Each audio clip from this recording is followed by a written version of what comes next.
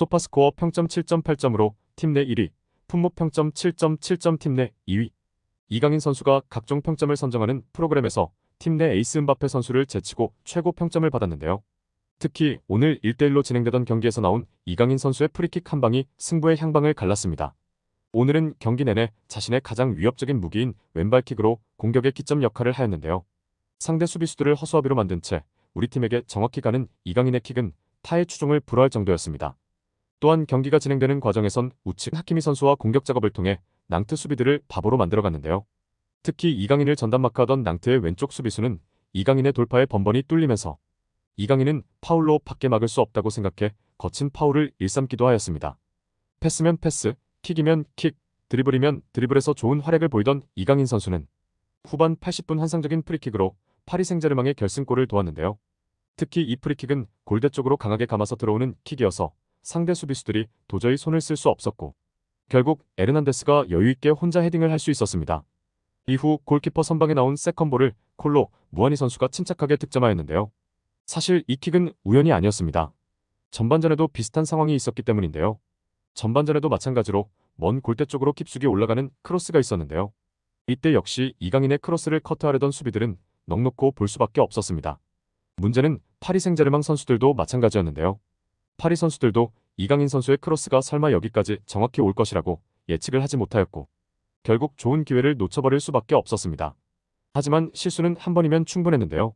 그렇게 이강인 선수의 환상적인 킥으로 인해 파리 생제르맹은 간신히 8연승 행진을 할 수 있었는데요. 오늘 경기에서 이강인 선수는 어떤 활약을 했는지 자세히 알아보도록 하겠습니다. 네, 안녕하세요. 굿모닝 풋볼입니다. 한국 시간으로 12월 10일 일요일 5시에 이강인 선수가 소속된 파리 생제르맹과 낭트의 경기가 있었습니다.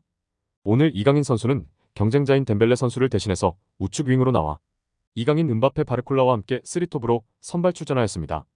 이강인 선수는 3경기 연속 선발로 경기를 뛰게 되었는데 세계 최고의 팀에서 주전으로 도약했다는 생각이 들었습니다. 이강인에서 음바페로 이어지는 위협적인 패스들이 이제는 엘리케 감독마저 인정할 수밖에 없는 파리 생제르맹의 위협적인 공격 패턴이라는 생각이 들었습니다. 경기가 시작되었습니다. 우측윙으로 선발 출전한 이강인 선수는 강도 높은 압박들을 선보이기 시작하였습니다.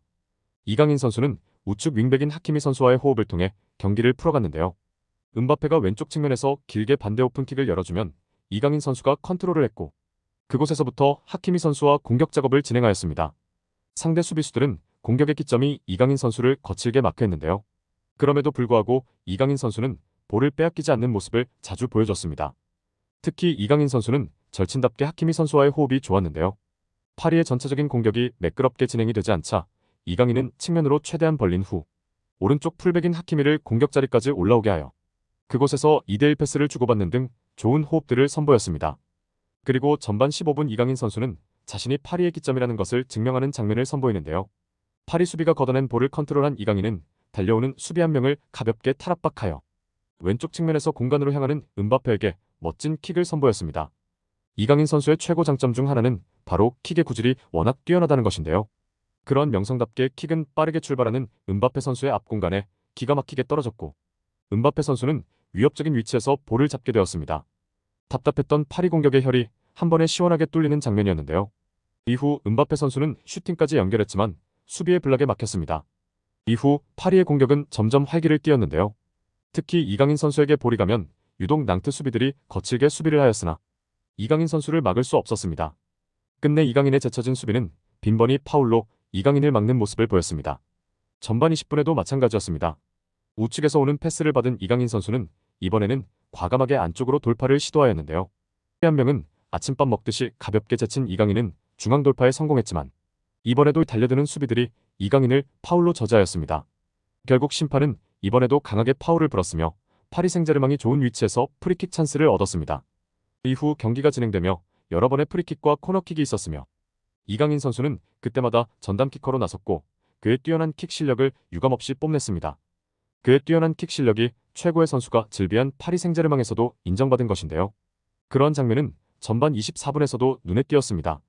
코너킥을 패스로 연결한 후 크로스가 진행되었고 다시 오는 볼을 이강인 선수가 잡은 후 지체 없이 골대 쪽으로 감아져 들어가는 크로스를 올렸는데요. 정말 위협적이자 정석적인 크로스였습니다. 위협적인 크로스란 수비와 골키퍼 사이로 들어가는 크로스를 정말 좋은 크로스라고 보통 저희가 이야기하는데요. 이강인 선수의 크로스는 상대편 반대쪽 골대로 위협적으로 올라갔으나 공격수들이 한 발 늦게 침투해서 골로 이어지지 않았습니다. 그러나 그 크로스가 정말 좋았던 게 상대 수비들은 모두 멍하니 보고만 있었으며 오히려 파리의 공격진만 자그만치 3명이 기다리고 있었다는 것입니다. 이 셋 중 누군가 한 명만 이강인 선수의 깊은 크로스를 예측하고 한 발 더 빨리 침투했다면 무조건 골로 연결되지 않았을까란 생각이 들 정도로 좋은 크로스였습니다.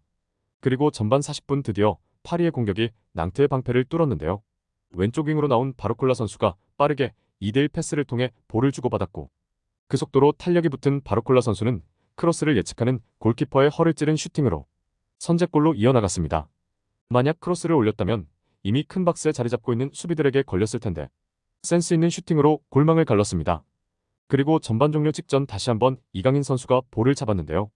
이번에도 자신을 막으러 온 수비 한 명쯤은 가볍게 바보로 만들어버리는 이강인 선수였습니다. 이윽고 반대편에 있는 음바페에게 오른발로 날카로운 크로스를 올렸는데요. 중앙에 수비가 워낙 많다 보니 상대 수비보다 2발 정도 떨어진 음바페 선수에게 정확하게 볼이 날아갔습니다. 이어 음바페 선수는 회심의 슈팅을 날렸지만 원숭이도 나무에 떨어질 때가 있듯이 볼을 정확히 맞추지 못하였는데요. 천하의 음바페 선수가 이런 찬스를 아쉽게 날리는 걸 보며 참으로 아쉬웠습니다. 여기서 참 대단한 게 요즘 이강인 선수의 크로스가 왼발에 이어 오른발까지 정확해지고 있다는 것을 느끼는데요. 이강인이란 축구 천재가 이제 어디까지 발전할 것인가가 기대되는 대목이었습니다. 후반 55분 낭트의 동점골이 터졌습니다. 코너킥에 이은 멋진 헤딩골이었는데요. 수비수 앞으로 잘라들어가 헤딩까지 연결하는 움직임이 매우 뛰어난 골이었습니다. 그렇게 치열한 공방전이 펼쳐지던 81분 경기를 결정짓는 결승골이 나왔습니다. 바로 세트피스에서 나온 콜로무아니의 결승골이었는데요. 이 부분에서도 다시 한번 이강인 선수가 날카로운 킥을 통해 기점 역할을 하였습니다. 이강인 선수는 뒤로 돌아가는 에르난데스를 확인했고 깊숙한 킥을 통해 그에게 정확히 연결했습니다. 해설위원들도 이 부분을 보며 프리헤더라는 말을 할 정도로 에르난데스 혼자서 헤딩을 할 수 있게 해준 완벽한 프리킥이었는데요. 이후 골키퍼 선방에 막힌 볼을 대시하던 콜로무아니가 골로 연결시켜 다시 한번 앞서 나갈 수 있었습니다. 전반에도 마찬가지로 먼 골대 쪽으로 강하게 올라오는 크로스가 있었는데요.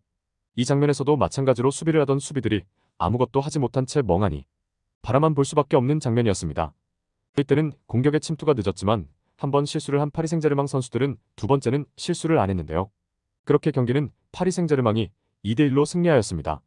오늘 승리를 통해 파리 생제르맹은 8연승 행진을 이어갔습니다.